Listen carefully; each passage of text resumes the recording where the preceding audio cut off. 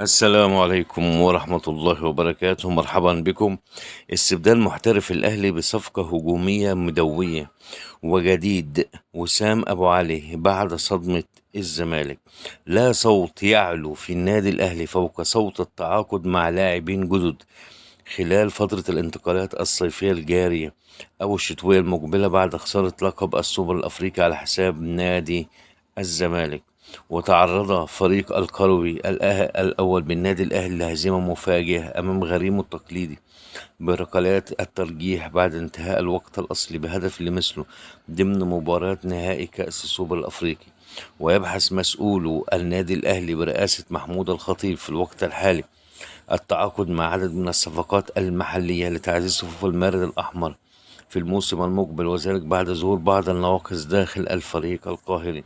ويرى مسؤولو النادي الأهلي أنه يجب تدعيم صفوف الفريق الأحمر بأكثر من مركز في الصيف الحالي رغم رغبة السويسري مارسيل كولر بعدم الاحتياج لصفقات محلية في الوقت الحالي.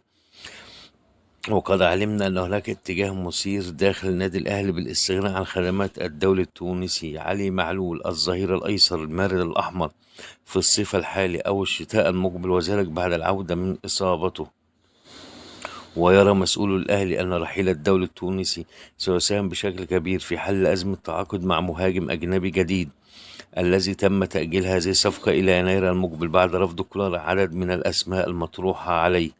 ومن المتوقع أن يعقد أحد مسؤولي لجنة التعاقدات بالنادي الأهلي، حيث سيكون على الأرجح رئيس اللجنة أمير توفيق رفقة محمود الخطيب رئيس النادي، لإقناع اللاعب التونسي بالرحيل بشكل مجاني على تقديمه وعدا بعودته في أحد المناصب الإدارية حال اعتزاله.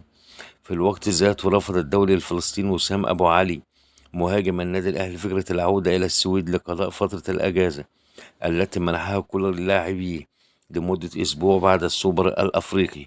وقرر أبو علي الاستمرار داخل مصر من أجل الخضوع إلى برنامج بدني مكثف في إحدى الأماكن الرياضية، وذلك لرفع معدل اللياقة لديه لاستعادة مستواه المعهود في الموسم المقبل. في الوقت ذاته رفض الدولي الفلسطيني وسام أبو علي فكرة العودة، وقرر أبو علي الاستمرار داخل مصر. واستأنف النادي الأهلي تدريباته الجماعية اليوم السبت المقبل استعداداته لخوض المباريات المقبلة سواء على الصعيد المحلي مثل السوبر المصري أو الدولي في مقدمتها مباراة العين الإماراتي. وبكده نكون وصلنا لنهاية الفيديو. شكرا على حسن الاستماع، والسلام عليكم ورحمة الله وبركاته.